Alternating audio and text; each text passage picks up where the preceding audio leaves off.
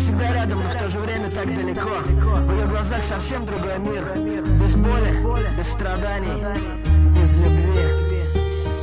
В ее глазах не прочитаешь монолог души. Прячется за улыбкой, что-то снова куда-то спешит. Еще так наивно, но хочет казаться взрослой. Сложные чувства для нее игра, ведь это просто. А она стала счастлива, собрав несчастье порции. Лишь ВКонтакте ее статус обнажит эмоции. Она любит поплакать, но не скажет, что ей снится. А ее слезах расскажет только песни на странице. Она любила сочетание красного с черным. Ее любовь к азартным играм не понять ученым. Меняет маски порой так часто, что даже сама не понимает, зачем строит глазки. Пытается казаться самостоятельной Динкой, хотя сама-то хочет стать чьей-то половинкой. Не смотрит на часы, уверена, что все успеет. И убегает, когда вдруг становится теплее. Смотри за мной на небо и ни о чем не думай. И пусть хоть раз убогими заставит нас летать, и нам подарит крылья день городского шума.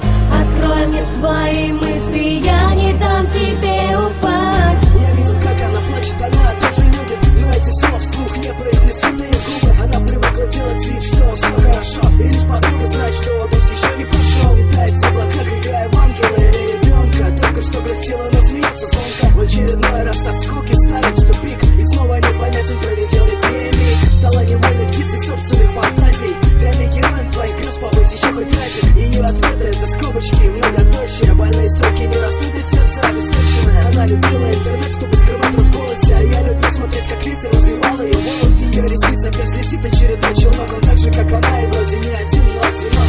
Смотри за мной на небо и ни о чем не думай. И пусть хоть раз убогими заставит нас летать, и нам подарит крылья день городского шума.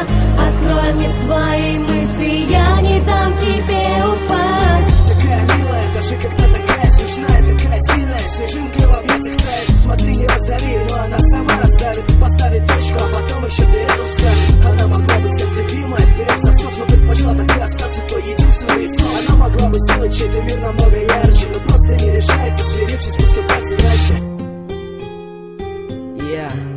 Production Sims. Это больная весна 2009-го.